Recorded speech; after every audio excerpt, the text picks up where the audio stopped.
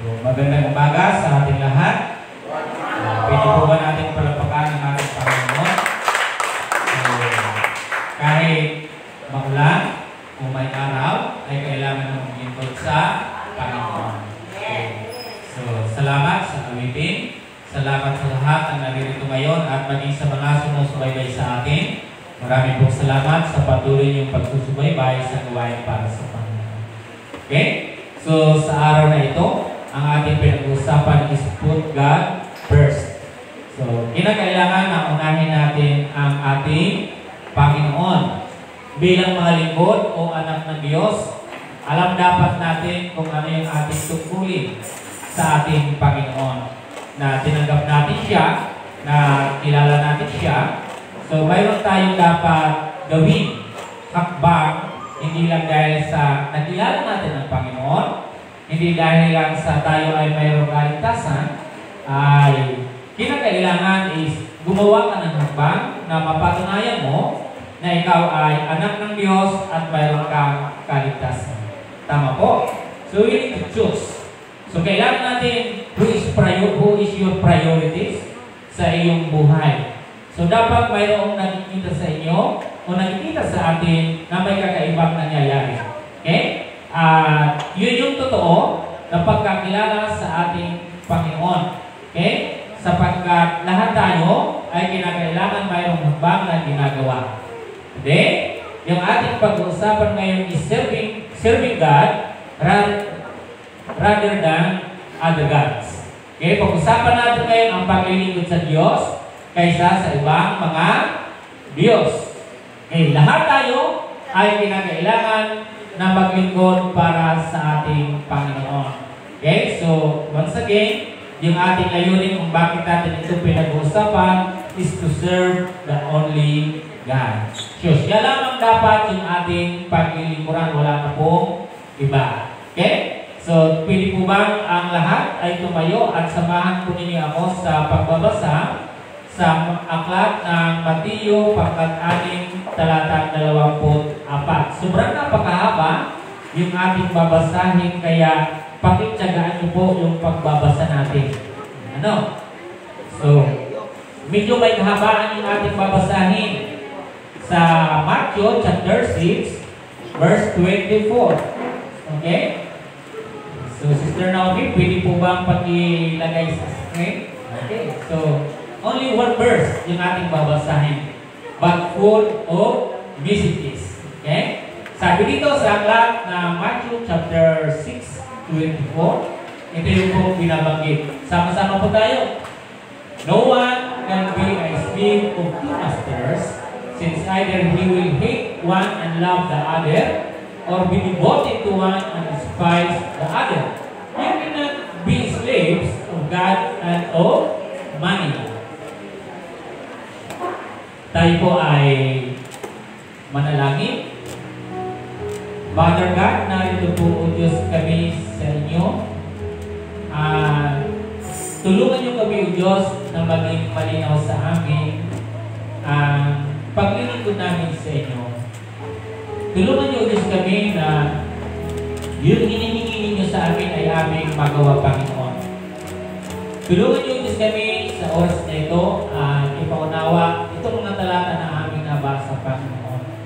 Lord God, tulungan niyo kami na paglingkuran namin kayo, Diyos, ng tapat. Paglingkuran namin kayo, Diyos, na kayo lang, Panginoon, ang aming master, ang aming buhay. Sana hindi kami maging master nito na aming sarili. At walang ibang maging master nito, Diyos, kundi kayo lamang, Panginoon. Lord God, ikaw, Diyos, yung amo namin. Wala na pong iba, Panginoon. At huwag namin gawin yung sarili namin amo. Kung maging master na lang kami nito, nasusunod-sunod na lang kami kung ano yung gusto namin, Panginoon. Naway, Diyos, magkaroon kami, Panginoon God, ng Diyos na nag-aayos, nagpapalakad ng aming buhay. Tulungan niyo, Diyos, kami upang nasusumpong namin, Panginoon God, yung mga mabubuting bagay, Panginoon. Maraming pong salamat sa oras na ito. Sa tayong pangalan ni Jesus, ang lahat ng isang ng Amen. Tayo po lahat ay makakapunan. So sa Tagalog, ito po yung binabanggit. Walang makapaglilingkod ng sabay sa dalawang Panginoon. sapagkat kapuputan niya ang isa at ibigin ang ikalawa. So, pag lilingkuran ng tapat ng isa at hahamakin ang ikalawa, hindi kayo makapaglilingkod ng sabay sa Diyos at kayamanan. So, pinupuglitan ng Panginoon yung kayamanan. Bakit kaya hindi sinabi ng Panginoon ay yung Diyos na? Diba? Bakit hindi kayo sinabi ng Panginoon yung iba hindi dapat kayamanan? Alam po ba ninyo mga kapatid yung kayamanan? Alam mo po ba yung money? Na yun yung inaasam ngayon lahat ng tao. Naintindihan po? Siya yung pumapantay sa kapangyarihan, sa soberanya ng ating Panginoon na hindi naman niya kaya pantayan. Tama po? Sapagkat lahat po mayroon dito sa lupa ay nanggagaling sa ating Panginoon. Once again, itong ating binabasa ngayon, siya po ay naroon po sa bundok. At ang kasama niya dito, sabi ko sa inyo, na yung sinasabi ko po dito sa inyo ay yung beatitude. Yung bundok ng pagbabala. The mountain of beatitude. Na kasama niya dito yung mga alagad. At kinakausap niya po dito. Okay? Ang Panginoon kinakausap sila sa present. Kinakausap din sila ng kasalukuyan. Na pwedeng mangyari sa bawat tao. Tama po? Ang bawat tao, bawat nilalang ay laging mayroong magkasalungat na bagay. Tama po? Laging mayroong magkasalungat. Bakit ko po sinabi yung magkasalungat or conflicts? Internal conflicts. Di ba? Sino ang pipiliin ninyo? Ito ay sinabing conflicts or magkasalungat. Nabubuhay tayo ngayon, lahat ay mayroon tayo dapat ayusin. Sapagkat ang Diyos at ang kayamanan ay mayroon po itong pagkakasalungat. Tama po? Kaya sabi niya, kung pipiliin niyo yung isa, anong mangyayari sa isa? Ha? Hahamakin. O di ba kapuputan ang isa? Kaya habang naging kumento dito yung Panginoon, isinasalaysay niya doon sa kanyang mga alagad na kung ano yung mangyayari sa isang tao. Kung pipiliin niya ang Diyos at kung pipiliin niya ang kayamanan. Yan, di po ba?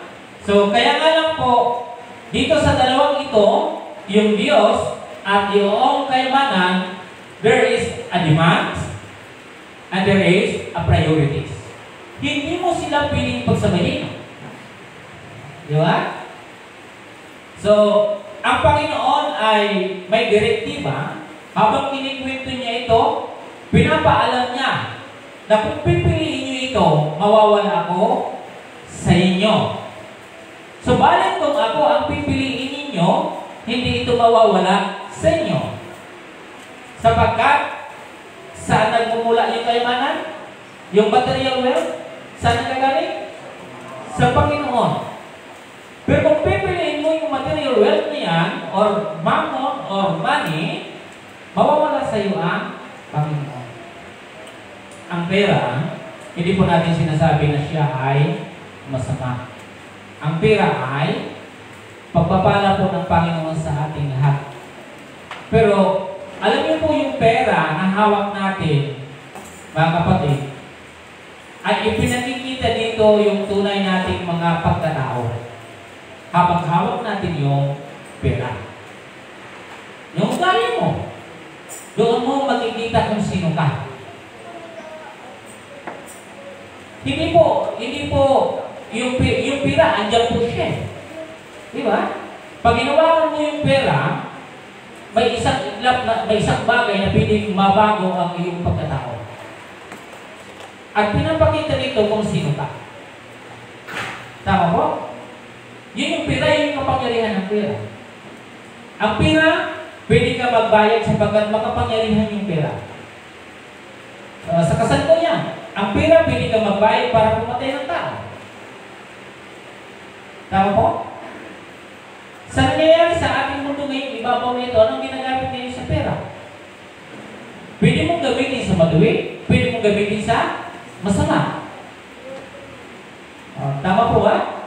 Kaya dito ay mayroon pong salungat. May pagkasalungat po ito.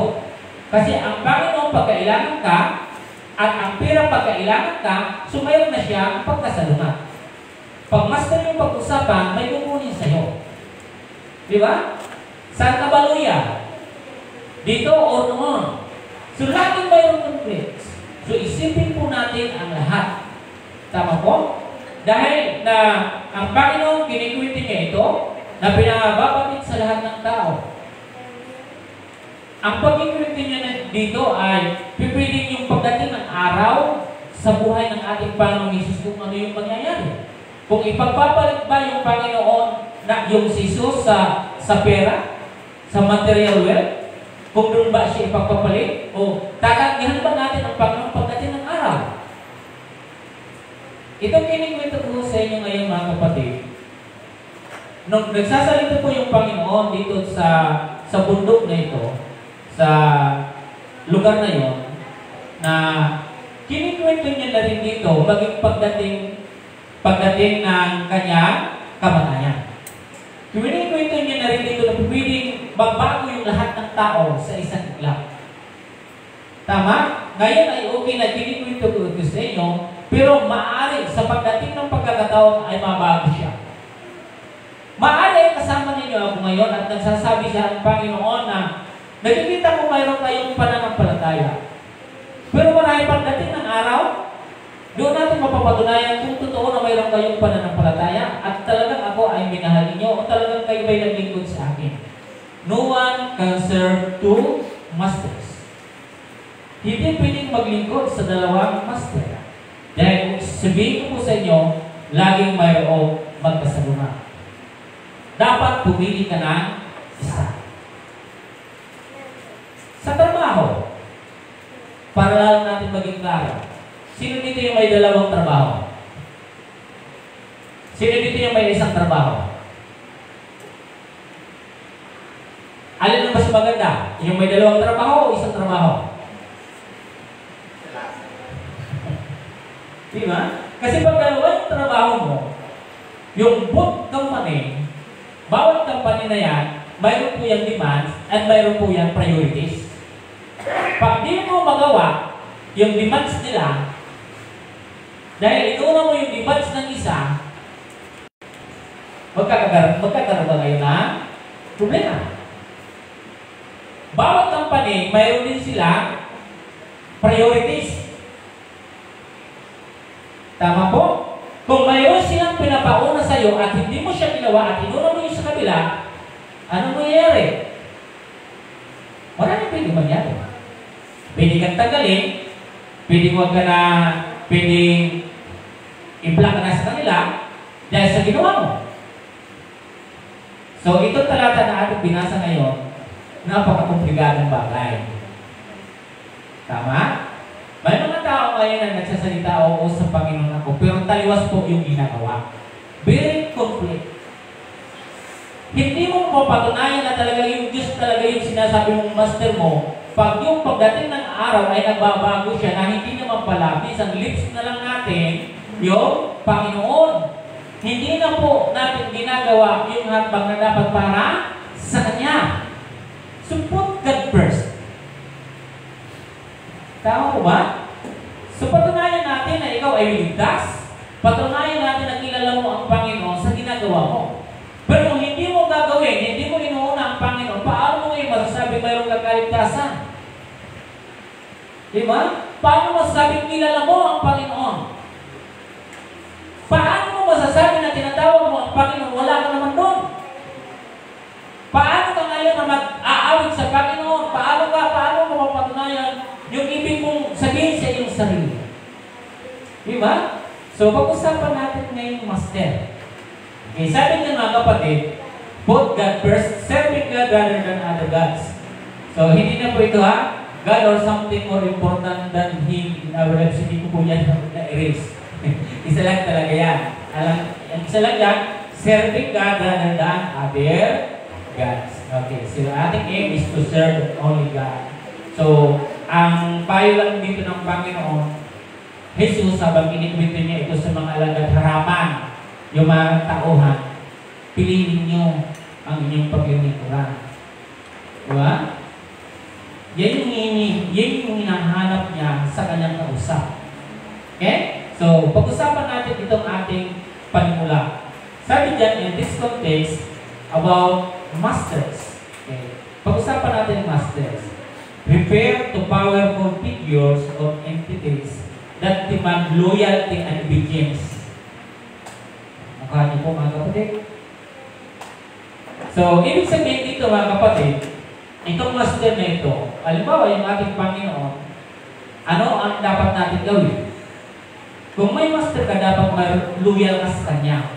May katapatan ka sa Kanya. Tapat ka sa Kanya. Sumusunod ka sa Kanya. Tama? E paano dalawa? Paano masabi sumusunod ako dito, sumusunod ako dito? Ano mangyayari? Dito na yung nababagay. Dito na nababagay yung awit na ito. Sana dalawa ang puso ko. Ano sunod? Hindi na sana'y nandito. Kung sino sa inyo.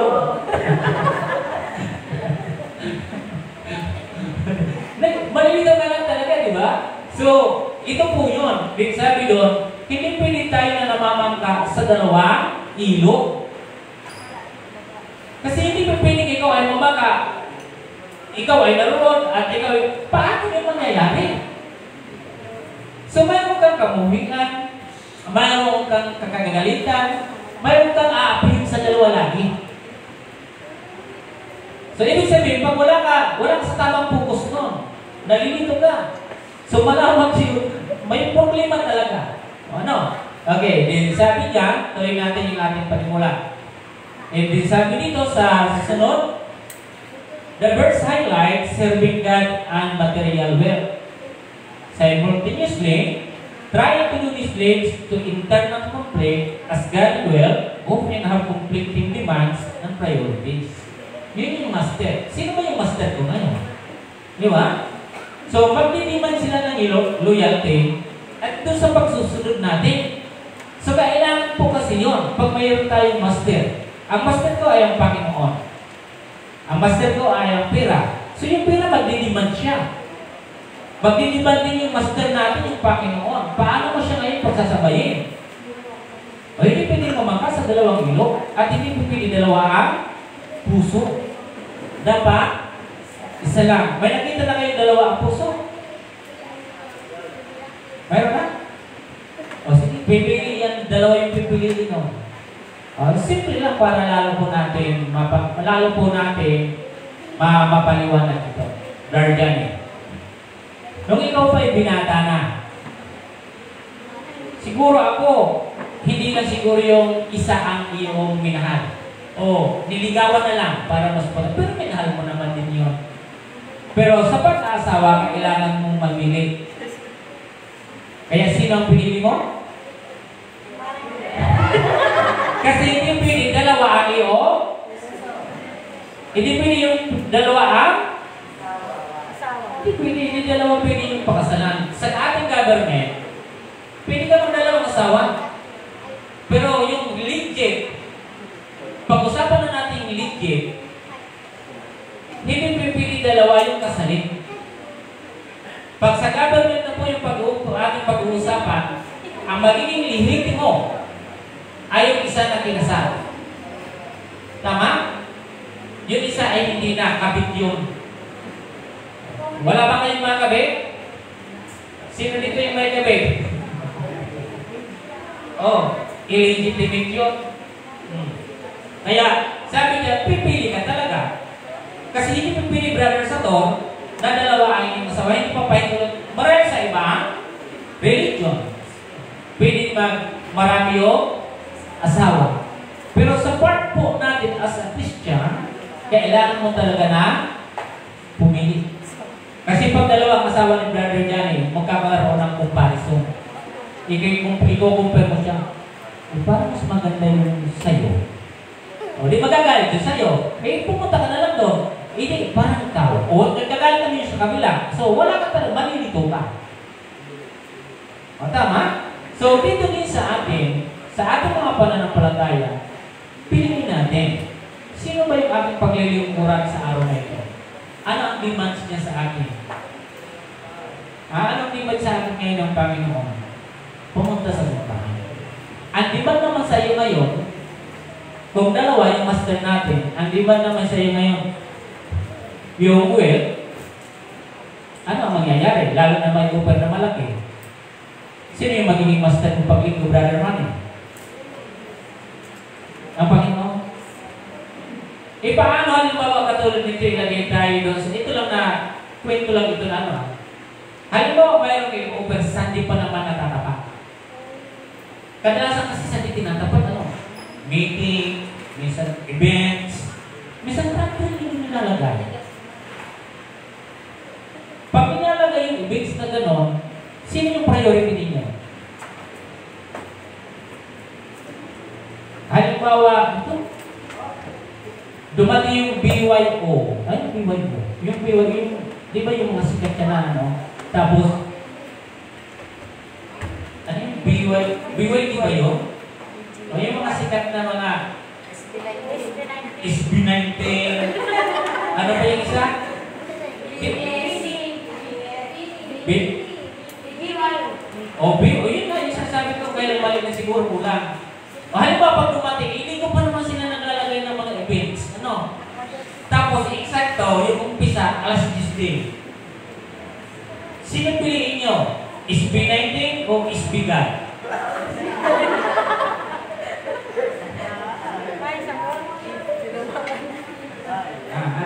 Ano piliin nyo? Diba? So, ito yung isa na yung binanggit ko din. Alam mo yung open din pag Sunday, yung Brother Manny, nag-office siya. Makukuha niya yung sahod niya, magkano yung minimum wage po natin ngayon sa Manila. Sa Manila po ba nga nagtatrabaho sa ako, Brother Manny ng Manila o province ano po siya? Kasi isang province pa po siya. Province pa rin? Rizal pa rin siya? Magkano sa Rizal?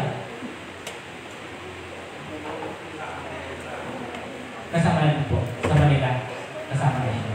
O kasi parang ano na po siya, is Manila po ata yung tao na dito para darating ng araw. Ganoon na po ako. Iba pa rin siya. Isipin nyo, halimbawa, lagi lang natin halimbawa yung bawat araw is, halimbawa na lang 500. So, Saturday, yung Saturday work ko is 3,000. Ang masakla po may i-uber sa iyo na mga 4 times. Hindi mo pa nahawakan sa buong buhay mo. Brother Manny, tumabang ako mga linggo, tatapatan ko yung pagsamba mo ng 100,000. Brother Manny, sino pipiliin mo? Si Ayla, si Lorna, o si Pe? Diba? Minsan kasi yung salita natin, mabilis kasi siya. Siyempre, pipiliin ko pa rin ang Diyos. Paano po kung i-reality ito? Ano kaya yung mangyayari? Sabi, pagkakatawa na ito. Diba? Pagkatabaho mo ba, ilang araw pa ito, ilang taon ito pagkatrabaho, ngayon po, magkukuha ko na kagad. So, anong gagawin natin? Alam niyo yung itong wealth kasi, mahilig talaga siya mag-uber. Ito yung nagiging problema minsan sa atin. Kahit yung sa na dapat para sa Panginoon, kasi dinidimat ng Panginoon, kung ako ay master ninyo, pagdating ng linggo, ito yung demands ng Panginoon at ito ang dapat priority ninyo. May hihingi siya sa atin. Na dapat sumamba ka, unahin mo ako. Yun yung priorities. At sumamba ka, hinihingi yun. So, hinihingi, yan yung demands na, kaya kailangan mo is to serve, to worship, yun yung demands niya. So, pagdating ng linggo, wala ka ng ibang dapat pupuntahan because ang master mo ay ang Panginoon. So, wala kang tatanggapin kahit mayroong pagpagalo. Dapat, wala ka na lang tatanggapin kahit sino dapat pusulan, pati cellphone nyo para hindi ka ma-attract sa mga bagay na darating na, uy, sis, punta ganito kasi mayroong ganito, may pabalot si Dion, ganitong oras. Diba? O kung ano-ano yung mga bagay. So, dapat alam na natin yun. Ano po? Ito pa yung magandang bagay. Pagdating ng linggo, ipalang na ninyo agad sa mga kaibigan ninyo, sa mga relatives ninyo, na ang linggo talaga, di man ito sa akin ng Panginoon at priority ko talaga siya. Once na hindi nyo kasi yung sinasabi, lagi po talaga nagbibigay, nag-o-offer, minsan yung mga kaibigan natin o relatives natin o kung sino pa man, kasi hindi minsan natin pinapaalam. Na dapat ipinapaalam din natin na sa araw na ito, huwag niyo po kaming tatawagan o huwag niyo kaming aalukin kasi kami ay mananabahan. Sapagkat yung master natin ay walang iba kundi yung ating Panginoon. Tama po ba? Yun dapat yung pinapaalaman natin. Kasi pag ganun po, mag-aalaman na po sila. Pwede niyo po kaming tawagan, siguro mamaya, after ng aming gawain. So, pwede niyo ako sa ganitong oras. Pero sa ganitong oras, wag po kasi ito po yung oras ng aming pananampalataya. So, clear ba yun? So, ganun dapat, nagpapaliwanag tayo sapagkat meron tayong master na sinusunod. Hindi ako, kundi ang Panginoon.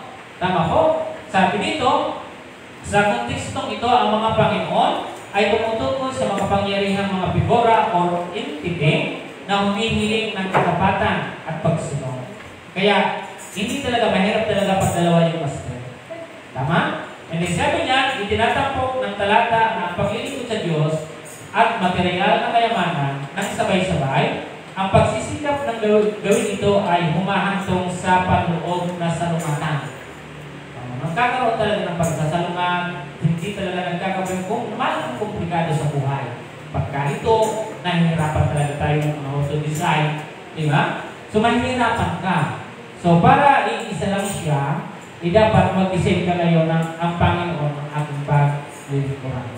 Tama? Okay. Sabi dyan, dahil ang Diyos at ang kayamanan ay kadalasan may magkasalungat na hinihingi at prioridad. Correct! Di ba? May hinihingi sila. Okay? May hinihingi po sila at prioridad. Nagkakaroon sila ngayon ng magkasalungat na bagay. Tama? Okay. Mayroon tayong 4 na bagay na pag-aaralan sa oras na ito.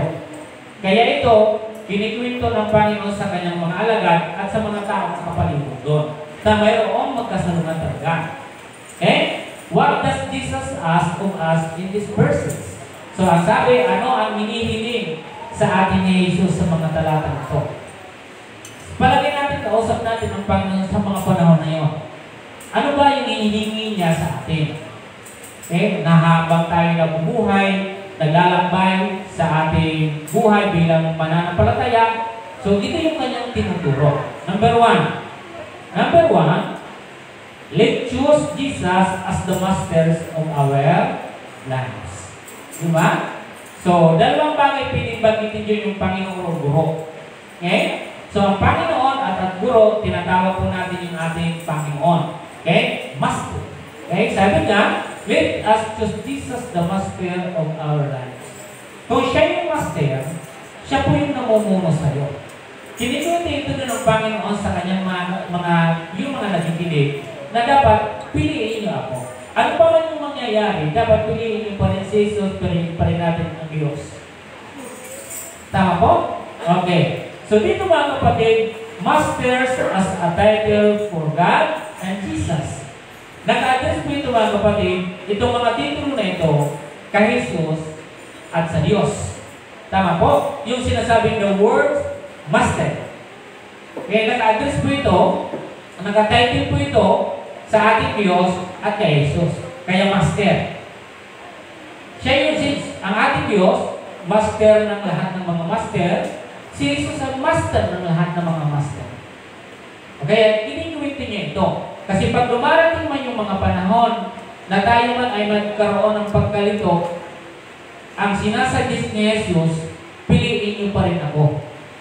Kahit na kayo ay dumating sa problema, piliin niyo pa rin ako. Huwag niyo pipiliin yung pera. Piliin niyo ako.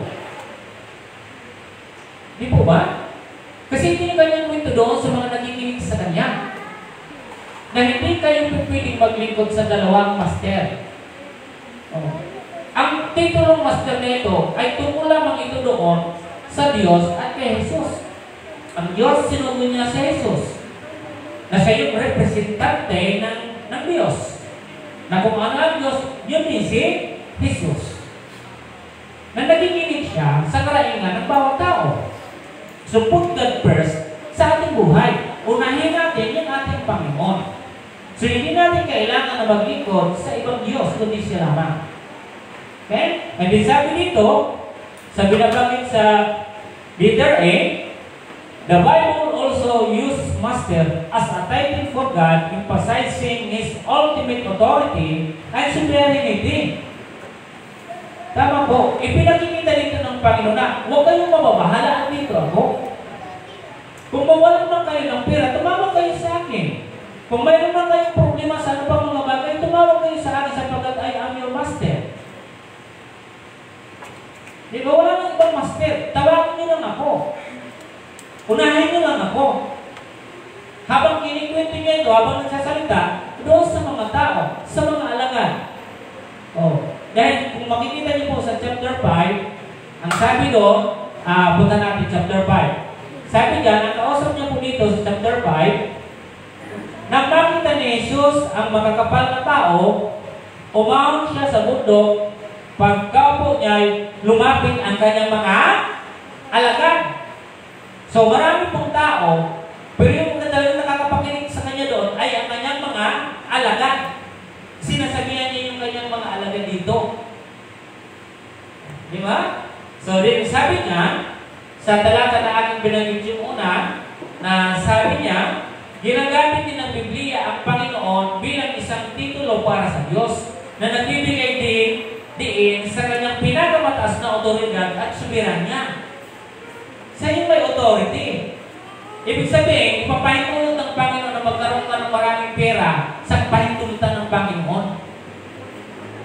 Kaya kung ako sa inyo, piliin nyo ako sapagkat ako yung nagpapahintulot ng lahat. Ako ang nagpapahintulot kung gustuhin kong ikaw ay dumaki na. Kung gustuhin kong ikaw ay yung kayamanan mo ay mawala. Sa akin pa rin.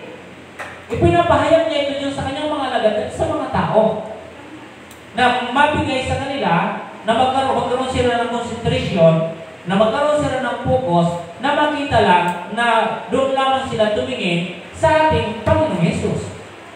Fix our eyes on Jesus. Tama, huwag doon tayo maglingkod sa isang master na ating binasa kanina na hindi pwedeng paglingkuran ang Diyos, ang ating Panginoon sa dalawang bagay. Hindi pwede. Hindi yung Diyos at saka yung pera. Hindi pwede po yun. Ano? Okay. The letter B, na binabanggit dito in the New Testament, Jesus is frequently referred to as Master or Lord, signifying His divine authority and role as the Messiah.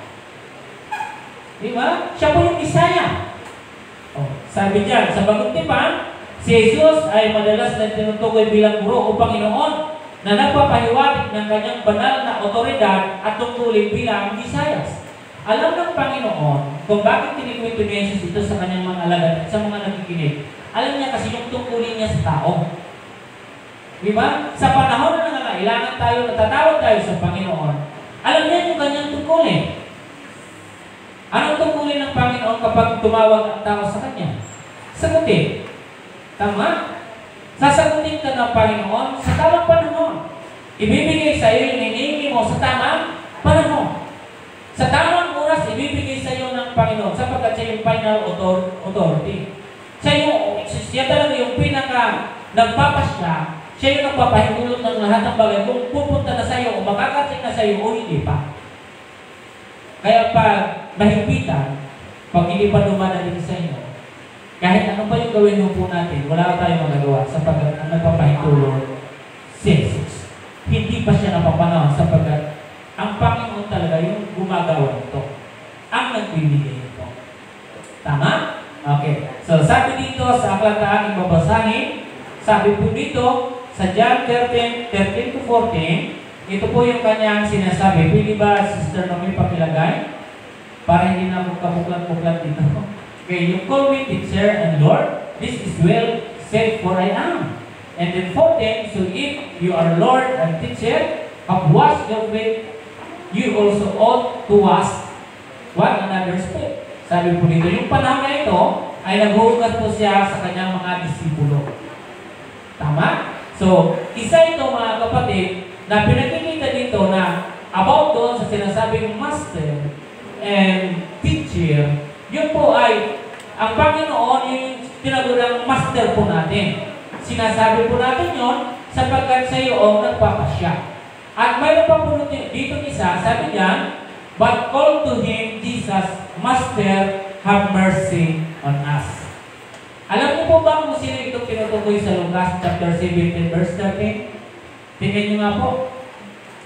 Sino yung tumatawag po dito? Sabi niya, but call to him Jesus, Master, have mercy on us. Ano yung sitwasyon nila ng panahon na yun? Bakit tinawag nila si Jesus na Master? Sila yung Panginoon. Yung kanilang buhay ay ibinibigay nila sa Master. Hindi dapat tayo yung maging Master ng sarili natin. Hindi po natin kaya kung tayo ang magpapakilos ito. Huwag natin Huwag na maging Panginoon din sa sarili natin. Ha? Huwag mo siyang tingnan na ikaw ang Panginoon sa iyong sarili. Kaya makikita niyo po dito na yung nagtawag po dito, sino po yung tumawag? Yung mga pitungin, yung may mga leprosy. Ilan po sila? 10. O, diba? Kaya yung kanilang mga sarili, pinapasakot niya kay Jesus. Lord, you are my master. O, diba? So, alam ng Panginoon, tinawag siya na master. So, ibig sabihin sa ating buhay, saan mo kalagayan ang sitwasyon natin? May sakit ka man o tumatahan ka man sa matinding problema ng buhay mo, sana ang maging master natin ang Panginoon. Tawag mo siya, Master. Panginoon, ikaw lang po ang aking Panginoon. Ikaw lang po ang aking guro. Pag sinabi natin guro yung Panginoon, dapat lahat tayo ay nakikinig, sumusunod. Ilagay natin yung guro natin halimbawa sa panahon natin ngayon, di ba? Yung mga guro, pag nagsasalita sila sa kanilang mga estudyante, ano ang ginagawa ng mga estudyante? Nakikinig. Pag pinagsabihan ng guro, pag sinasaway, humihinto sila. Sapagkat ang guro, hindi po sila magsasaway kung hindi masama ang yung ginagawa. So, ano yung guro? Kinikilala natin sila na sila ay guro ng buhay ko. Diba? So, ang Panginoon, siya yung Panginoon ng buhay ko. Siya yung master ko ngayon. Kaya kung ano man yung aking kalagayan na sitwasyon ng aking buhay, tawagin mo ang Panginoon bilang isang master o Panginoon o guro ng iyong buhay. Okay? Kaya dito sa ating unang binanggit dito mga kapatid, na ano yung hinihingi sa atin ng Panginoon, maliwanag na walang ibang master dito, kundi si Jesus. Tama po? Okay, pangalawa, let us choose Jesus and let us not hate Him, but rather let us love Him. Okay? Kaya sabi dito sa pangalawa na ating binasa mga kapatid, sabi diyan na piliin natin si Jesus at huwag natin siyang kamuhian, bagos ay mahalin natin siya. Tingnan niyo po yung dito, yung conflict, di ba? Yung magkasalungat. Ito, sabi niya doon sa talata natin binasa kanina, sa Matthew chapter 6:24. Samahan niyo ako doon kasi andun lang naman itong talata. Sa 6:24, ito yung kanyang sinabi. Sabi ng Panginoon na walang makapaglilingkod ng sabay sa dalawang Panginoon sapagkat kapupukutan niya ang isa at iibigin ang ikalawa. Di ba? Kung iibigin mo yung salapit, kapupukutan mo ang Panginoon. Di ba? Kaya sabi dito, dapat ibigin mo yung Panginoon as your master. Piliin mo siya, kinakailangan siya ay iyong mahalin. Hindi ka dapat nagagalit sa Panginoon. Diba? Pero tingnan nyo ngayon mga kapatid. Ang nakakalungkot ngayong panahon, halimbawa, minsan, yung mga kapatid natin biological, na minsan pag tayo ay, sabi ng iba, lumipat tayo ng relihiyon. Nagagalit siya sa iyo. Pag nagagalit siya sa inyo, nagagalit din siya sa Panginoon. Naunawa po ninyo? Patunayan ko sa inyo, kapatid, ang mga talata na yan, mamaya, sabihin ko sa inyo. Diba? Ang dapat ginagawa po natin, mga kapatid, na piliin natin ang Panginoon, hindi para atin siya ay kagalitan, kundi siya ay dapat natin minamahal. Dapat mahal natin ang ating Panginoon. Kinikwento niyo ito doon sa mga tao, doon sa mga alagad. Dapat mahalin niyo ako. Diba? Huwag niyong mahalin yung salapi. Huwag niyo siyang mahalin. Ako ang mahalin ninyo. Tama po ba? Kaya sabi dito, sa talata na aking babanggitin sa letter A, love the Lord your God. Paano po natin mamahalin ang Panginoon? 3 bagay o 4 na bagay. Ano nakasulat po diyan sa Mark 12:30? Love the Lord your God. Hindi po diyan tinuturo na kagalitan mo ang Panginoon, mainis ka sa Kanya. May mga tao na nainis sa Panginoon. Di ba? Inuusig yung Panginoon. Nagagalit sa Diyos. Dapat hindi po natin kinagagalitan ng Panginoon. Dapat minamahal natin ang Panginoon. Kailan tayo nagagalit sa ating Diyos? Sa panahon ng ano? Sa panahon na may problema na tayo, na naiinis tayo, ano ba yan? Kailan ba ito sasagutin ng Panginoon? Diba? Nagagalit tayo, minsan. O sabi niya, love the Lord your God with all your heart. Ano pa po? With all your soul, with all your mind, and with all your strength. Dapat mahalin po natin ang Panginoon. Tama po? Sapagkat lahat na mayroon tayo dito, pag-isip, lakas, ito ay nagagaling sa ating Panginoon. Kaya sinasabi niya doon, ibigin niyo ako, mahalin niyo ako. Kung paano ko kayo minahal, mahalin niyo rin ako. Tama? Okay. So pangalawa, blessed are those who are persecuted for my sake. Sabi po niyan. So sabi niyan, na kinakailangan, sabi niyan, mapalad ang mga taong inuusig dahil sa atin. Ano yung sinasabi po sa Matthew chapter 5:11-12? Kapag kayo ay inuusig, kapag kayo ay pinapuputan, pinagsasalitaan ang hindi mga gagandang mga salita, sino ang kanilang pinagsasalitaan ito? Anong sinabi niya sa talata? Basahin ko po ha. Sabi niya sa talata, mapalad kayo kapag dahil sa akin. Sa akin sabi, dahil sa akin, na inaalimura kayo ng mga tao. O sino ngayon yung inaalimura nila? Diba sabi niya, blessed are you when they insult you and persecute you and falsely say every kind of evils against you because of me. Kaya dito sabi ko sa inyo kanina, dapat mahalin natin yung Panginoon.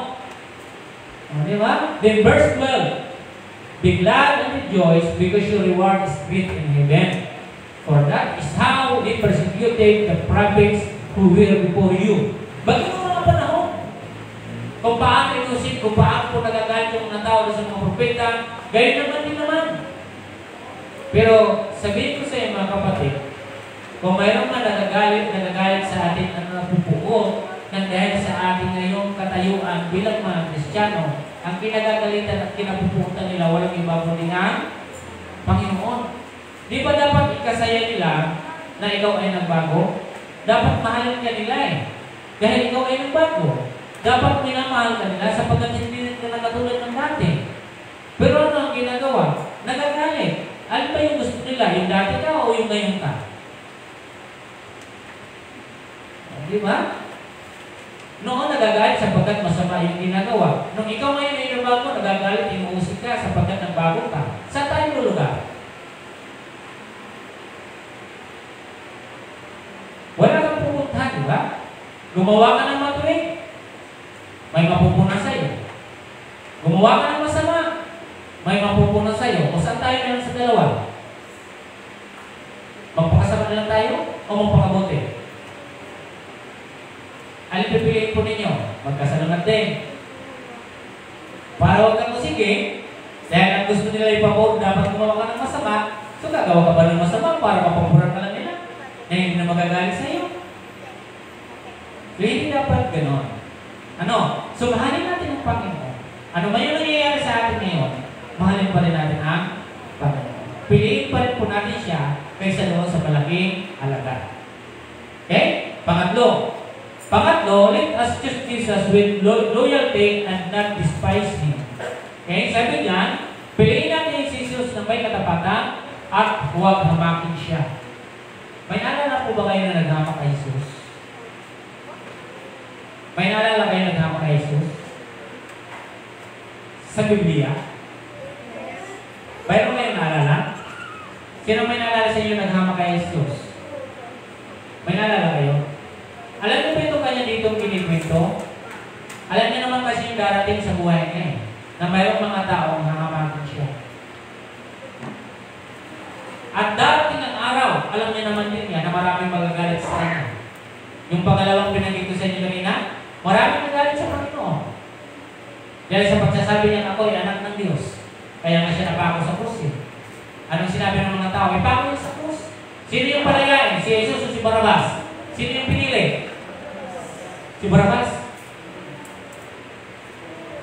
Ibis na dapat nilang mahalin ang Panginoong Isus, dahil sa ginawa niya ang Panginoong Isus, nagpagaling. Di ba?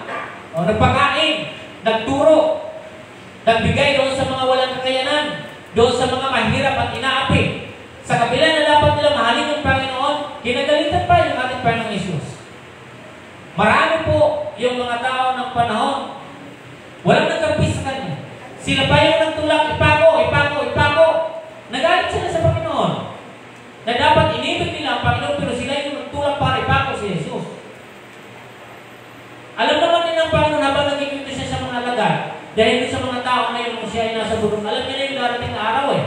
Kaya nagkikwento na siya kagad yung pipiliin niyo ba o hindi? Kaya pipiliin niyo ba ako o pipiliin yung pera? Pipiliin niyo ba yung salapi? Pipiliin niyo ba yung kayamanan kaysa akin? Alam na kasi ng Panginoon na marahil kayo ngayon na nakikinig. Marahil pagdating ng araw, hindi niyo ako pipiliin ninyo yung pera. Pipiliin ninyo yung wealth ng mundo. Kaya nagkikwento po dito ang Panginoon sa bundok na ito para ipaalam sa kanila na marahil ngayon nakikinig kayo at pagdating ng araw, baka magbago yung pagtingin ninyo sa akin. Ito yung kwento ng ating Panginoon doon kung siya ay nasa bundok. Kasi ang tao mabilis magbago. Maraming nagalit sa Panginoon. Nung siya nagpapapalaya sa demonyo, anong inakosa sa kanya? Iba kayo ay anak, baka siya ay yung sinasaniba ng masamang espiritu. So maraming nagalit sa Panginoon, lalo na yung mga Pariseo nagalit sa kanya. Na imbis dapat na mahalin, dahil andyan para bigyan sila ng katugunan ng problema, kinagalitan nila ang Panginoon. At yung pangatlo, yung sinasabi ko po dito sa pangatlo, yung sinasabi yung hinamak. Diba? Hinamak siya. Sabi natin, master siya eh. Diba ba? Yung master is Lord o Guru. Siya yung Messiah. Siya yung may kapangyarihan. Pero, ito mga kapatid, nung siya po ay nasa cross, anong nangyari sa kanya? Anong nangyari? Anong sinabi nung sa kabila? At anong sinabi nung sa kabila? Anong sinabi ng kabila? Alalahanin mo po ako, Panginoon. Sabi niya, bakit ka nagsasalita dito ng ganyan? Bakit mo siya hinahamak? Itong kalagayan natin dalawa, nararapat lang ito na tayo dito ay mamatay sa cross. Sapagkat tayo ay magnanakaw. Pero ang tao ito, wala akong nabalita na nagawa sa kanya, na masama yung kanyang ginawa. Napunta siya dito. Wala siyang kasalanan. Pero ano ginawa ng isa? Sige nga, kung ikaw ay ang Diyos, subukan mo ganyan sa cross, bumaba ka niyan. Huwag natin nahamakin ang Panginoon. Magpakita tayo ng loyalty sa ating Panginoon. Nung panahon na siya ay dinakip, Nagpakita ba si Pedro ng loyalty doon sa kay Jesus? Nagpakita po ba siya? Alam naman din kasi ng Panginoon na nagkikwento niya sa mundo na ito yung mangyayari sa panahon. Ano ang ginawa po ni Pedro? Ano po? Nagtago si Pedro. Nung tinanong po siya doon, ay hindi kasama. Ano siya namin Pedro? Ay, hindi. Naging loyal ba siya sa Panginoon? Tinanong uli, ay di ba kasali ka rin? Ay, hindi po. How many times? 3 times. Nadinigay niya ang Panginoon, Jesus. O, di ba? Nung pangatlo na yun, sabay na tumilaok ang manok. O, di ba? Kaya ang dami na yung mga sabungero eh. Loyal doon sa mga manok. Ang dami na yung mga nawawala, nahulog sa taal. Ay, hindi nahulog, tinapon, binaon. Ayun sinasabi ko sa iyo yung kapangyarihan ng pera. Di ba? So, sa mga sabungero, tumigil na kayo para huwag kayong mapunta doon sa taal. Pero kung gusto nyo makarating ng taal, simple lang. Sige, magpatuloy kayo ng pagsabong at kayo ay makakarating sa taal. Libre ba? Naka-helicopter ba? At ihulog ka na lang. Hindi, sa totoo lang mga kapatid, ang pera marami talaga sa nagagawa. Bagay na kung saan, na di mo ka palipaliwala. Di ba? Kapag may pera ka, titigalain ka. Tigilan ka. Lahat ang tao pupunta sa iyo. Pero pag wala kang pera, isang pera ka. Wala pupunta sa iyo sapagkat wala kang datong. Tama ba na yan? May datong ka dito, pag makita siya Brother Ryan, Mercedes. Naku, magbabago talaga yun. Di ba? Pero huwag kayo magbago. Dumating mo yung buhay na ang panahon tinagda ng Panginoon ay pahintulot na magkaroon kayo ng magagandang mga bagay. Lalo pa kayo lumapit sa Panginoon. Huwag niyong baguhin yung kinasanayan yung paglapit sa Panginoon. Tama po? So dito mga kapatid, 3 times. Hindi naging loyal. Hindi po naging tapat si Pedro sa lahat ng kanyang sinabi. Ay, hindi. Wala makakagalaw siya yung Panginoon. Pero nung nasa Nailan ka, parang kailan din eh. Sige, unin nga ako dito, ICCC. Huwag tayo maging mga tapos sa salita. Kasi sa oras ng panahon yung salita natin, pinagsulit natin, yung baga tayo matakot. Mahirap yun, di ba? So, hindi piling ganun. Kaya so dito, na ang Panginoon sabi ni Pedro, hindi, walang nangyay pa ako pala. May tinagpas pa nga siya na natay ka. Di ba? Tinagpas pa yung Pedro. Pero nung panahon na dinalig si Jesus, nagkaroon pa siya ng lakas ng loob. Ano po ang nangyari? Wala na. Ay, hindi natakot na. Takot na. Wala na yung sinasabi niya. Wala ng mga kagalaw siya yung Panginoon ako bahala. Pero pagdating ng araw, ang dami rin ngayon mga Kristiyano eh. Ay, sa Panginoon lang ako. Kunting problema na wala sa simbahan. Diba? Ang galing-galing sa Panginoon, mag-worship eh. Pero nung pala sa isang bagay na iyayaligin siya, nawala. Ipakita natin yung loyalty natin sa Panginoon. Tama po? So, isang magandang bagay ito mga kapatid sa bawat isa sa atin. Balikan ko. Yung hinamang po siya nung sa kabila, na cross na yun. Sige nga, sabi, kung talagang ikaw ay anak ng Diyos, so hindi po dapat natin hanakin ng Panginoon. Dapat nga, nagpapakita tayo ng katapatan sa ating Panginoon. Yan, sabi doon sa ating binasa kanina, sa 6:24, ito yung kanyang sinabi, di ba? Sabi niya, na paglilingkuran ng tapat ang isa at hahamakin ang ilan? Hahamakin ang ikalawa. So, hindi pwede na ganun talaga yung mangyayari. Sabi ko sa inyo kanina, hindi maiwasan yung sa lumatan pag dalawa ang yung amo. Pag dalawa yung amo mo, hindi pwede na wala ka dyan. Hindi pwede na wala kang paborito dyan. Mahahamak mo talaga ang isa ay magiging paborito mo. Maglingkod tayo na isa. Diba? Maglingkod tayo na buo sa puso natin para sa ating Panginoon. Yan po yung sinasabi po dito mga kapatid. Sabi niya, letter A, na true discipleship involves a deep or unwavering commitment to Jesus Christ, which requires willingness to put Him first in all things, to follow His teachings with dedications and commitment.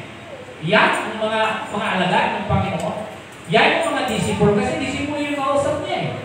Di ba? So sabi niya, ang tunay na pagkakadisipulo ay napapaloob ang malalim na letter A or 1, hindi natitinag na pangako kay Jesus Kristo. Ano ba yung pangako sa Panginoon? Bilang alagad ng Diyos o anak ng Diyos. Ano yung pangako sa Kanya? Dapat hindi po siya natitinag. And then, sabi ko riyan na nangangailangan ng kahandaang unahin siya sa lahat ng bagay. Dapat lagi natin siyang inuuna na sundin ang kanyang mga turo ng may dedikasyon at pangako. Andun yung ating dedication, andun yung ating mga pangako natin sa ating Panginoon, commitment. Ang akin, bilang anak ng Diyos, bilang lingkod ng Diyos, uunahin ko ang Panginoon. Put God first in your life. Tama? So huwag niyong abalahin yung buhay ninyo sa iba't ibang mga bagay.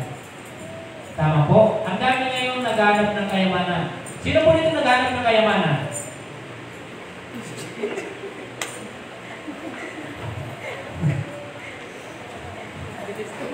Imposible na hindi kayo naghanap ng kayamanan. Sinungaling ako kung lahat ng narito hindi naghanap ng kayamanan.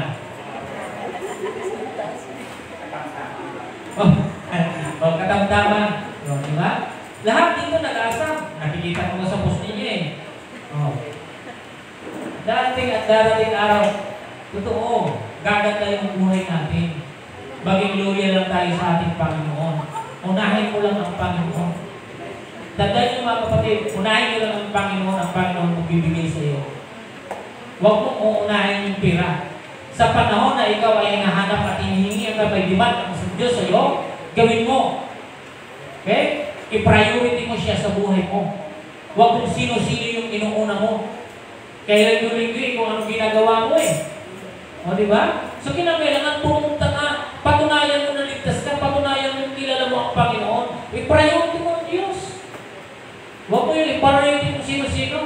Linggo pa lang, umaga, pag linggo, isipin nyo na kung sino yung priority mo. Diba? At dapat, alam ko na kung sino yung gagawin ko, sino yung uunahin ko ngayon.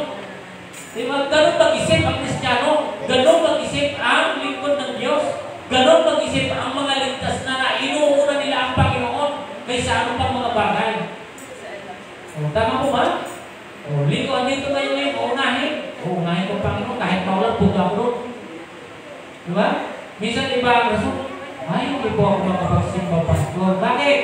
Pastor, umaangko niya yung umuulan. Diba? Ulan pa lang yun, ha? Ay, Pastor, hindi po ako magpagsamba kasi marami pong aso dyan, baka makagat kami. Maraming aso. Unahin ang Panginoon, ang bahala sa inyo ang Panginoon. Tama? Ang Diyos ang magbibigay sa atin ng lahat ng kailangan natin. Unahin nyo ang Panginoon. Okay? Kung yung unahin mo na yung pera, unahin mo ang Panginoon sapagkat ang Panginoon, doon nagagaling ang kayamanan, doon nagagaling ang pera at ang lahat-lahat.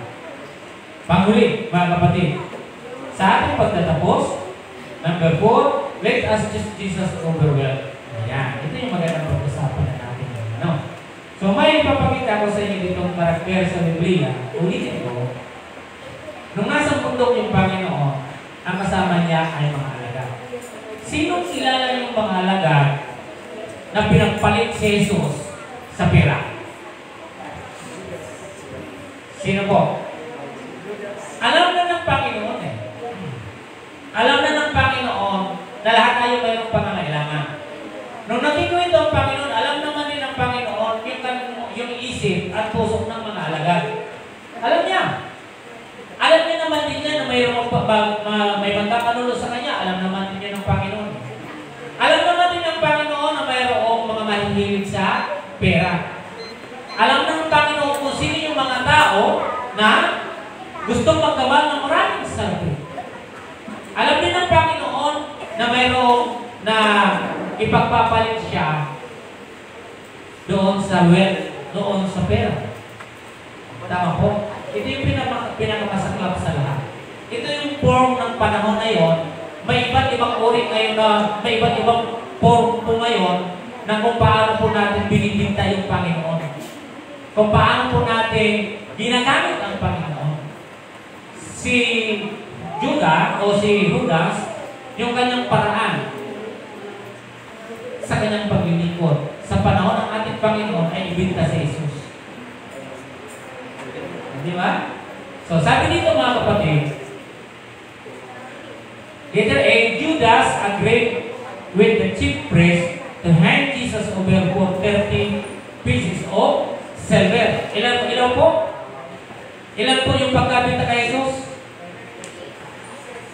30 peraso pilat. Ganun po kahalaga yung master ni Judas. Ulitin ko po mga kapatid, nung naging ito ang Panginoon, no one can serve two masters. Ang ginawa ni Judas, binigta niya ang Panginoong Jesus sa saan po yung pangalan doon? Sa mga sacerdote. Ayan po mga kapatid, basahin natin sa aklat ng Matthew 26, 14 hanggang 16. Basahin po natin. Ganun lang po kababa yung tininiwala sa ating Panginoon. Sabi niya, anong verse po yun? 14:26. Si Judas, 26, 14 to 16. Si Judas Iscariote, isa sa 12 na nagpagkita sa mga puno, sacerdote. Nagpagkita po siya noon. So, isipin niyo yung kwento ng Panginoon, matagal po ha. Nung nasa bundok na po siya doon, nagkwento na siya nito. Kaya kwento niya ito na hindi pili talaga na maglingkod sa dalawang Panginoon. Hindi talaga pili. So, ang binanggit, talagang sinabi ng Panginoon, Diyos at Mammon. Diyos o pera. Diyos o kayamanan. Ano po ito si Judas? Ano yung ginawa ni Judas? Kaya sabi dito, si Iscariote, isa sa 12 na nagpagkita sa mga punong sacerdote, ano po ang ibibigay ninyo sa akin kung tutulungan ko kayo madakip si Jesus? Nagipagkutsaba si Judas sa mga sacerdote at mayroon siyang hiningi, ano ang gagawin niyo sa akin? Diba? Kung ituturo ko, o sabi niya dito, sabi niya, tulungan ko kayong madakip. Ibig sabihin, madali lang po talaga madakip si Jesus sapagkat si Judas ay kasama sa 12. Yung alagad po siya. Hindi mahirapan, ano? And sabi dito, tanong niya noon, binilangan nila siya ng 30 salapit pilat. Mula noon, humanap na si Judas ng pagkakataon upang may pagkarulo si Jesus. Ganon katindi mga kapatid yung pangangailangan ni San. Pagnihin tayo. Kaya nagtanong ako sa inyo kanina pa lang eh. Diba? Ipagkakaroon niyo ba yung ating Panginoon dahil lamang sa isang araw na ito? Diba? Ipagpapalit niyo ba yung sahod niyo? Dahil sa Panginoon na dapat pumunta ka ngayon para maglingkod sa Kanya? Ipagpapalit mo ba yung sahod mo ngayon? Pag nagsasahod pa paglinggo, Brother Ryan, babago pa yung bayad doon? O parehas pa? Batas yan. Mas mataas talaga doon sa... Kaya nahahamon yung mga tao kasi mataas. Kaya pinagpapalit nila yung ganitong sitwasyon. Si Judas, magkano? 30 peraso pilat. Silver. Okay? Yun, ganun yung ginawa. Kaya sabi ng Panginoon, sabi dito sa ating pangapat, piliin natin si Jesus kaysa kayamanan. Pero pinili ni Jesus, ni Judas ang kayamanan. Mas pinili niya yung ibinta si Jesus kasi siya ay maging tapat kay Jesus. Okay, pangalawa, B. Mary anointed Jesus with expensive perfume. Ano namang mayroon sa pinito? Si Judas, anong tukulin ni Judas bilang alagad? Di ba sa alagad, ano ang kanyang tukulin sa pagiging alagad? Siya ay, sino nakakilala sa inyo kay Judas? Ang alam niyo lang kay Judas, binintas si Jesus. Ano pa ang alam niyo kay Judas? Treasurer. Tama. Ingat. Yaman. Ito na yung mga kapatid niya dyan. Chapter 12, 3 hanggang 8. Anong istorya? Si Mary Magdalene, binuhusan po dito sa paa si Jesus na napakamahal na pabango. Tama? Ito ay binigay niya sa ating Panginoon. Ito mga kapatid, yung pagmamahal ni Mary Magdalene kay Jesus. Gaano po natin kamahal ang Panginoon? Si Magdalena o si Mary na ito, hindi po siya yung tipong yung pag-imbutan o pagkaitan, yung pagkakataon na andoon si Jesus. Bagkus, kinuha niya yung pinakamahal na bagay na mayroon siya na kaya niyang ibigay kay Jesus. Na walang iba kundi ang pabango. Isipin niyo mga kapatid, itong oras na ito, napakayaman ito eh. Huwag niyo ipagpalit dito yung Panginoon sapagkat napakahalang ito sa Diyos. Mas mahalaga ito sa perfume. Itong perfume na ito mga kapatid, napakabango. Ano ang isip ni Judas?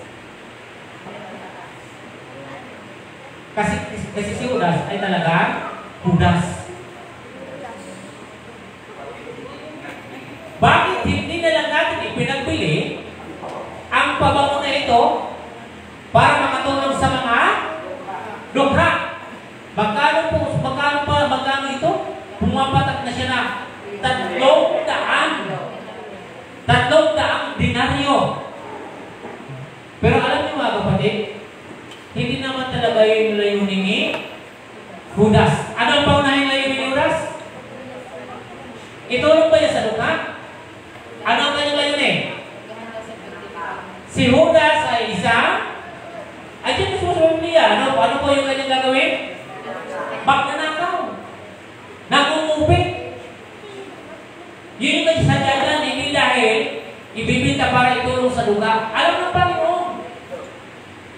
Tayo mayroong mga bagay na napaka-importante sa atin. Si Mary, ibinigay niya yung pinaka-the best para sa kanya. Alam niyo mga kapatid, put God first in your life. Ibigay niyo sa Panginoon yung isang bagay na pinakamaganda para sa kanya. Ang unahin mo siya sa iyo, buhay. Hindi po siya nanginalin doon sa napakamahal. Binuhos niya sa Panginoon. Minsan niya lang makita ang Panginoon. Ikaw, kapatid at kaibigan, tayong lahat ay naglilingkod sa Panginoon. Ano yung pinaka-expensive? Ano yung pinakamagandang bagay na dapat mong gawin sa Panginoon? Kapatid, unahin mo ang Diyos sa buhay mo. Maraming mga tao ngayon, hindi na mauna-una ang Diyos sapagkat maraming excuses. Ang tao ay busy. Busy ako. Ang tao ay wala po akong time. Wala akong time. Busy. Excuses. Napakarami. Alibay. Hindi mauna-una ang Panginoon. Diba? Marami. Panguli, mga kapatid dito, do not love the money. Huwag nyo mamahalin ang pera o ang kayamanan. Pagkos, mahalin natin ang Panginoon. Ang pera, marami na po dito nasira yung pananampalataya. Dahil sa kayamanan. Totoo, mga kapatid. Maraming mga mananampalataya ngayon nung siya ay umangat, umayos yung buhay. Pero makita nyo, nang dahil sa pira, wala, hindi ko na makita sa simbahan. Maraming mga tao na gano'n. Yun yung malungkot na katotohanan. Dahil sa busy, dahil sa panalo, walang pagkakataon sa Panginoon. Napakalungkot. Na di naman dapat, hindi yung gano'n yung ginawa. Ang ginawa ng Panginoon, binigyan ka niya para lalo maglingkod. Binigyan ka ng Panginoon niya, hindi para maging isang balakid sa iyo, bago siya yung paraan na lalo kang maglingkod sa Panginoon. Pero yung naging problema ngayon, parang ang Diyos pa ngayon yung nagkamali sa pagbibigay. Diba? Pero ang totoo hindi. Ang layunin ng Panginoon, binigyan ka niyan para lalo kang maglingkod. Pagyamanin mo yung nariyan sa puso mo, sa paglilingkod mo sa akin. Hindi yung dapat maging dahilan, huwag mo na siya punta. Ang dapat mong ginagawa ay dapat pinupunta ko ng Panginoon. First Timothy chapter 6, 9, and 10. Mabasahin natin. Sa unang Timoteo, pakilagay po. Unang Timoteo, nahirap na dito chapter 6, 9 hanggang 10. Pwede pong pakilagay. Ito. Sabi dito, ang mga nagnanasang yumaman sa anumang paraan ay mahuhulog sa tukso at sa bigdag ng masasamang hangarin magtutulak sa kanila sa kapahamakan sapagkat ang pag-ibig sa salapi ay siya ugat ng lahat ng kasamaan. Dahil sa paghahangad na magkamal ng salapi, may mga nalayo sa pananampalataya at nasanlak sa paghihirap ng kalooban. Marami po yan. Yan po yung kalagayan. Ang totoo, ang pira ay naririyan. Hindi mo dapat siya mahalin. Kasi sa sobrang mong pagmamahal, nakalimutan mo na ngayon ang Panginoon. Mas minahal mo na yung pera kaysa Diyos. Kaya sabi niyo, no one can serve two master. Mamahalin mo ang isa, kakapukutan mo ang isa. Diba? Kaya sabi dito sa atin, pakiulit nga po, 9 and 10. But those who want to be rich fall into temptations, a trap, and very foolish and harmful desires which plunge people into ruin and destruction. 10. For the love of money is a root of all kinds of evil. Diba? So, yan yung problema. Kapag ikaw ay naging sabik, kapag ikaw ay naging maibigin sa salapi at kayamanan, yan na lang laging parati yung iniisip mo. Gusto mo maraming pera. Hindi mo na nakita yung sarili mo na ikaw ay lumalayo na sa Panginoon. So, kaibigan, lahat kayo ngayon na nagtatrabaho dito. Huwag lang kayong purong trabaho. Huwag niyong ipagpalit ng Panginoon sa trabaho ninyo. Huwag lang kayong purong pera. Bagos, hanapin ninyo ang Panginoon na nagbibigay sa ng pera. Ano po? Ito ang dapat natin ginagawa. Hayaan natin na sumunod yung pera sa atin. Sa pamagitan ng ating pananampalataya sa ating Panginoon. Ang problema kasi ngayon, pakitaan mo yung tao ng 3,000, anong nangyayari? Susunod sa pera.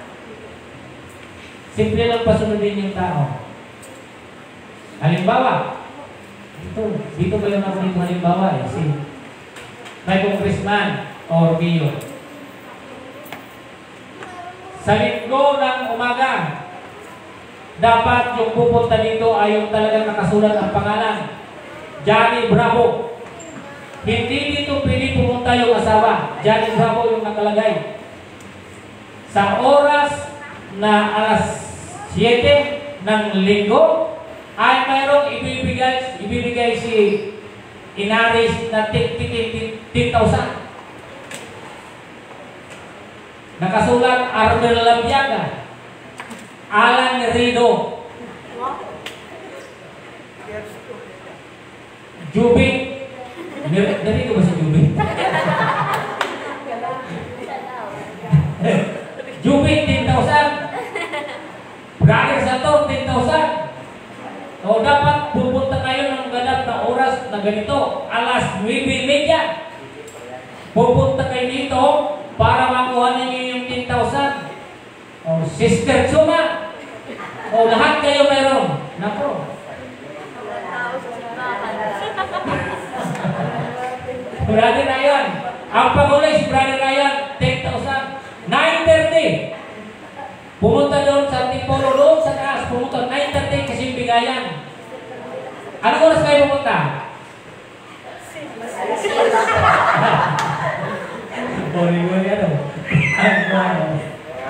Dahil sa kaabas, sa kaasam-asam Alas 2, papunta na kayo. Anong kanyang iniisip? Marami kukuha, pipila. Oh, ayan. Alas 3, alas 7, ano. O, nakalimutan na pala, naligo pala ngayon Oh. Nung ando na sa simbahan, sino yung natira? Nag-break si Pastor mag-isa. Isa lang nag-break. Talo tayo nun, ano? So, ito yung mga bagay na dapat natin pag-isipan. Sarili, palagay ninyo, pupunta kayo sa simbahan? O, sige nga, aminin nga. Pupunta kayo sa simbahan o 10,000 kayo? Kaya pupunta na lang.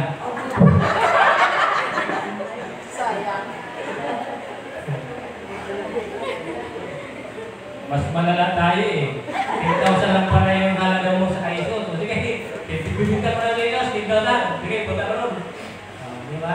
Sino yung nangyari sa panahon? So ngayon, kapatid at kaibigan, ito yung gusto mong bigyan natin diin ngayon. Nung nasa bundok ng Panginoon, ito yung kanyang inikwento. Kasi alam niya na darating ang araw na ang lahat ng tao ay magiging maibigin sa salita. Tama? Magiging maibigin sa kayamanan, magiging maibigin sa lahat ng bagay na mayroon ng mundo. Dahil hindi nila iniisip na mayroon sila master na kausap. Walang iba kundi si Jesus. Salamat. At sa ating pagtatapos mga kapatid, ating pong basahin ito. Sabi o riyan, in this statement in the verse, no one can serve two masters, means that a person cannot give their full and undivided loyalty to two different conflicting authorities or sets of principles. So ito yung naging problema. Conflicting. Sabi niya, nagkakaroon siya ng conflict interest. Di ba? May interest ka sa bawat magkabila. So hindi maganda. So sabi dito, na sa pahayag na ito sa talata, walang sino man ang maaaring maglingkod sa dalawang Panginoon. Ay nangangahulugan na isang tao ay hindi maaaring magbigay ng kanilang ganap at hindi nahati na katapatan sa dalawang magkaibang o magkasalungan na otoridad puhanan ng mga prinsipyo. Kaya po talaga. Sapagkat ang dalawang Panginoon, kapwa sila may hinihingi. Kaya pwedeng mag-loyal ka sa isa ay hindi. So, lahat tayo, tingnan po natin yung ating interest. Tingnan po natin yung ating mga motibo. Harinaway bawat isa sa atin, huwag naway magkasalungat, huwag tayo yung magulo o malito kung sino talaga yung ating uunahin, kung sino talaga yung ating bibigyan ng karangalan sa buhay natin. Piliin pa rin po natin ang ating Panginoon. Tama po? So, dahil ito ay napatunayan ang kwento ng ating Panginoon nung siya po ay nagsasalita nito, nung siya po ay napako sa cross, mapapansin po natin doon, yung mga kakausap niya, yung mga tao na kanyang ginawa ng mga bagay-bagay, na wala po. Minsan, ang iba, nagtulak at kasabwa para ipapatay yung ating Panginoon. So, purihin ang ating Panginoon, tayo po ay madalangin. O Diyos, makapangyarihan, kami po nagpapasalamat sa oras nito. Sinasamba namin kayo, Panginoon. Tulungan niyo, Diyos, kami sa bawat mga sumasalungat ngayon sa aming mga pagloob na kaniman. Tulungan niyo, Diyos, kami na aming mapagtanto kung sino yung dapat namin maging master sa buhay namin. Lord God, tulungan niyo kami sa mga salungat ng aming sa mga pangyayari, sa sitwasyon at kalagayan namin, Panginoon. Harinaway niyo, Diyos, ikaw pa rin, Diyos, ang mauna sa amin. Ikaw pa rin, Diyos, ang aming piliin. Lord God, ikaw pa rin, Diyos, ang aming hanapin. Na maramdaman namin, Diyos, na mahal namin kayo, Panginoon. Mas mahal namin kayo sa anumang bagay na mayroon dito o sa lapiman, Panginoon. Tulungan niyo, Diyos, kami na mahalin namin kayo, Panginoon. Huwag po namin kayo ipapapalit sa mga halaga o pera na mayroon dito, Panginoon. Lord, mahalin namin kayo kasi mahalin namin o Diyos yung kayamanan ito, Panginoon. Salamat o Diyos sa lahat ng ito. Bigyan niyo Diyos ng kaliwanagan at kaisipan ng buhay namin. Lord God, mula ngayon, uunahin namin o Diyos ang iyong kaharian. Sa tayong pangalan ni Jesus, ang lahat ay magsabi na Amen. Amen.